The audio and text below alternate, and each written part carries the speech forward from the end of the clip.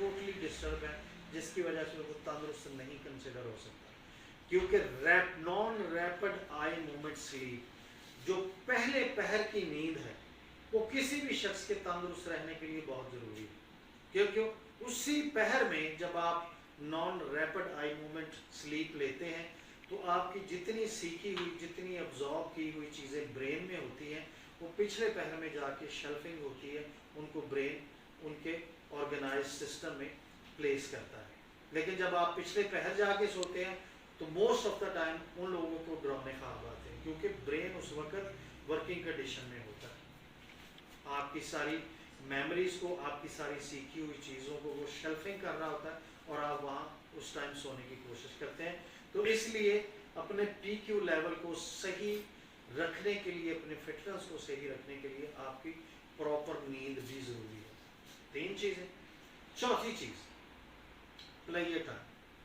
اپنی زندگی میں اس حوالے سے میں آپ کے گوش گزار جان لینن کی بات کرنا چاہوں گا، جو کہ ہم سب کے لیے میں سمجھتا ہوں کہ ایک سبق آموز کوٹ کی حیثیت رکھتی ہے. جان لینن جب پیدا ہوئے ان کی عمر 5 سے 6 سال تھی، تو ان کی والدہ نے ان کو سکھایا کہ دنیا میں آنے کے بعد، دنیا میں انسان کے وجود میں آنے کے بعد انسان کے لیے سب سے امپورٹنٹ چیز یہ ہے خوش رہنا.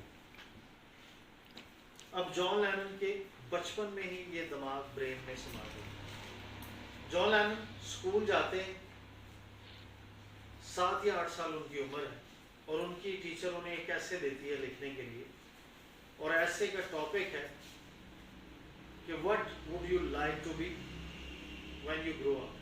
آپ بڑے ہو کے کیا بننا چاہیں گے؟ تو جان لینن اس ایسے کے جواب میں نیچے لکھتے ہیں، میں بڑا ہو کے خوش رہنا چاہوں.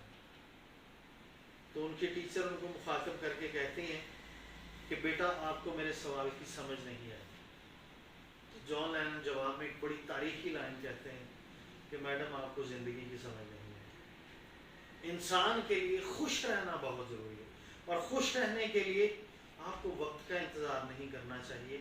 آپ کوئی بھی ایکٹیویٹی کرتے ہیں، آپ کوئی ٹارگٹ اچیو کرتے ہیں، آپ کے پاس آپ کے بہت خوبصورت رشتے ہیں، ان کے لیے ایک پلیجر ٹائم نکالیں اور اس وقت میں بیٹھ کے زندگی کی خوبصورتیوں کو انجوائے کریں.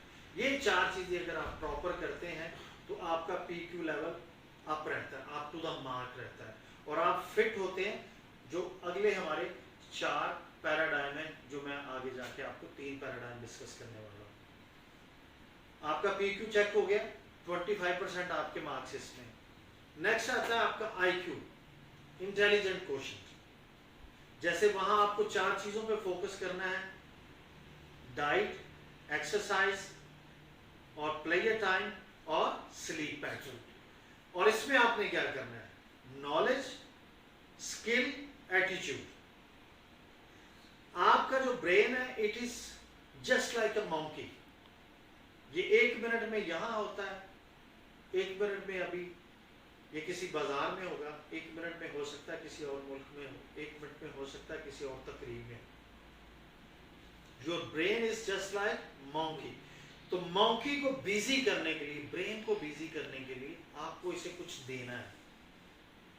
اور اس حوالے سے آپ کی ذمہ داری ہے کہ صرف ایک حدیث کو مد نظر رکھیں، صرف ایک حدیث کو، کہ آپ صلی اللہ علیہ وسلم نے فرمایا کہ ہلاکت ہے اس شخص کے لیے جس کے 2 دن ایک جیسے گزرے.